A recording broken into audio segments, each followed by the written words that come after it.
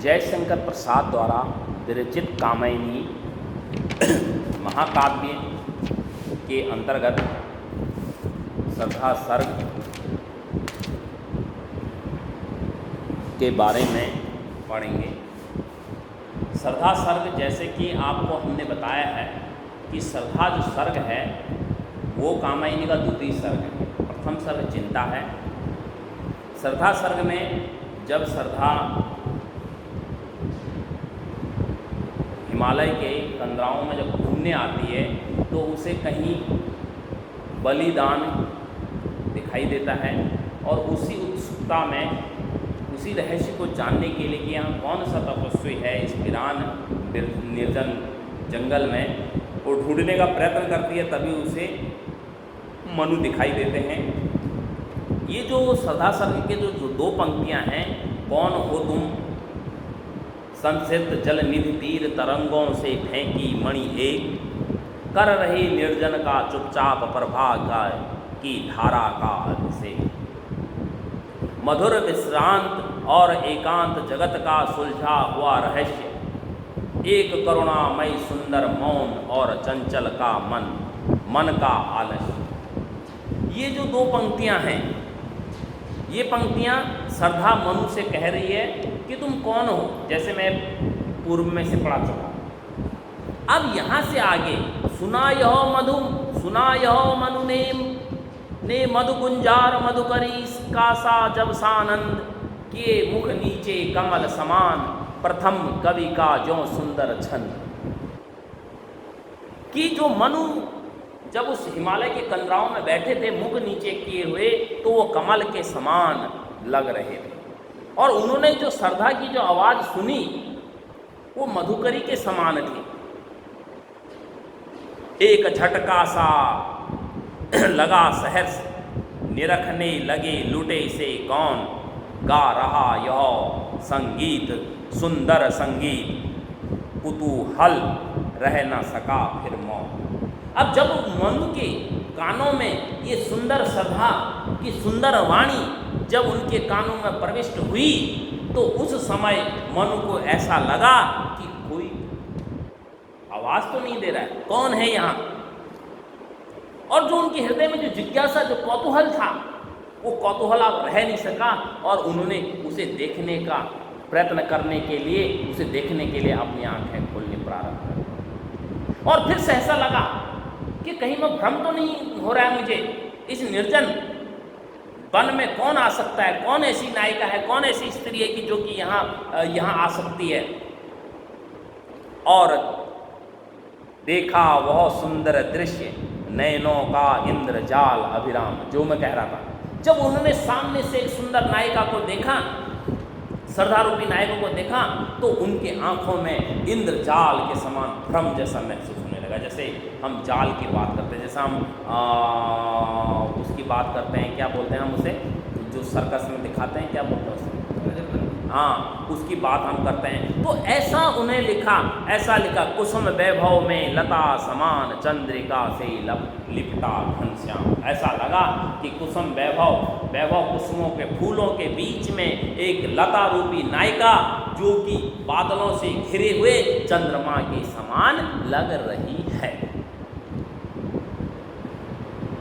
हृदय की अनुकृत बाहि उदार एक लंबी काया उन्मुक्त, मधुपवन कीड़ित ज्यों शिशुशाल सुशोभित हो सौरभ संयुक्त। अब स्थिति क्या है, हृदय की अनुकृत बाह्य उदार एक लंबी काया उन्मुक्त।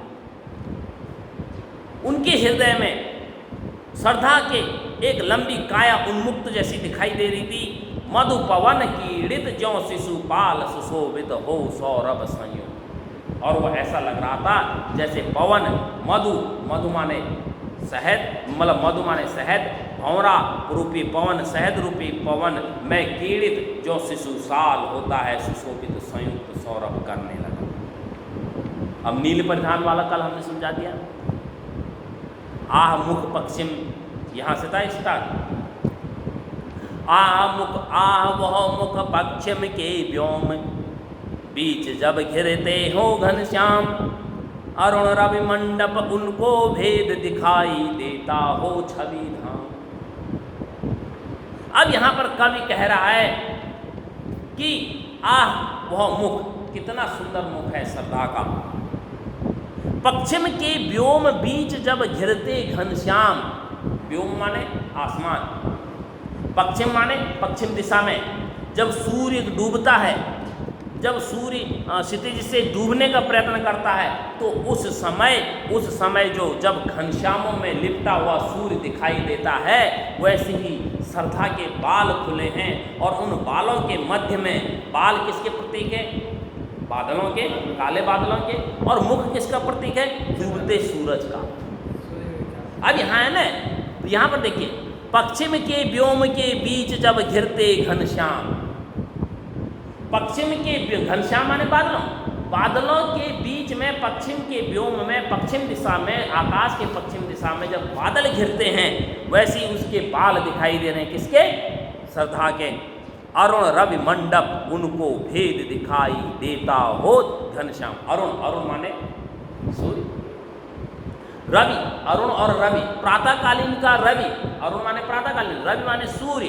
मंडप जब उगता है तो वो पश्चिम में बादल दिखाई दे रहे हैं और मुख पूरब में है सूर्य का समान। तो जो नायिका श्रद्धा है, उसका पीछे वाला हिस्सा जो बालों का हिस्सा है, उसको तो कवि ने क्या बना दिया?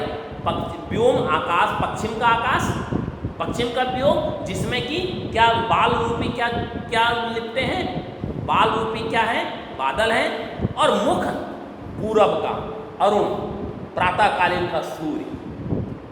ये देखिए कवि की कल्पना, ये कल्पना हर कोई नहीं कर सकता, लेकिन जयशंकर प्रसाद इस प्रकार की कल्पना में सिद्धहस्त थे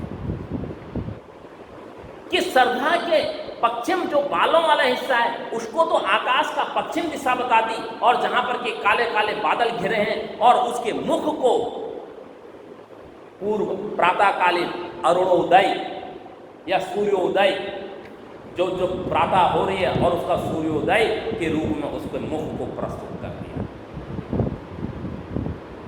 या कि नव इंद्र नील लघु श्रृंग फोड़ धधक रहा हो काम, एक लघु ज्वालामुखी अचेत माधवी रजनी में अस्राम। अब देखिए कितनी बढ़िया कल्पना कवि ने यहाँ पर प्रस्तुत की है।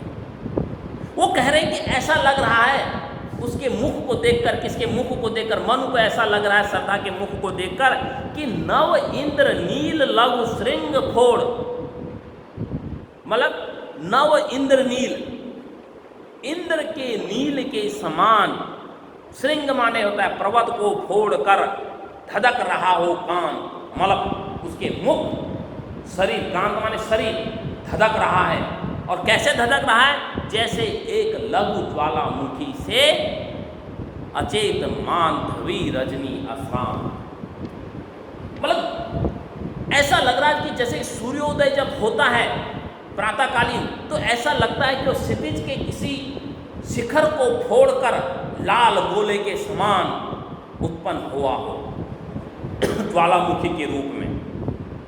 उसी प्रकार से नायिका श्रद्धा का जो शरीर है, उस शरीर से उसके मुख लाल गोले के समान, या अरुण प्रातःकालीन रवि उदय के समान, सूर्य उदय के समान लग रहा है।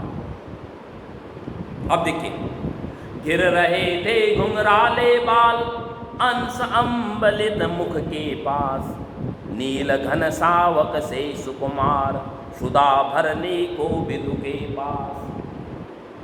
अब जो नायिका श्रद्धा के जो बाल थे, घुंघराले बाल, वो घिरे हुए थे, आपस में उलझे हुए थे, और अवलंबित मुख के पास, कल्पना कीजिए आप एक नायिका को देख रहे हैं और उसके घुंघराले लटें उसके मुख के पास हिल डुल रही है।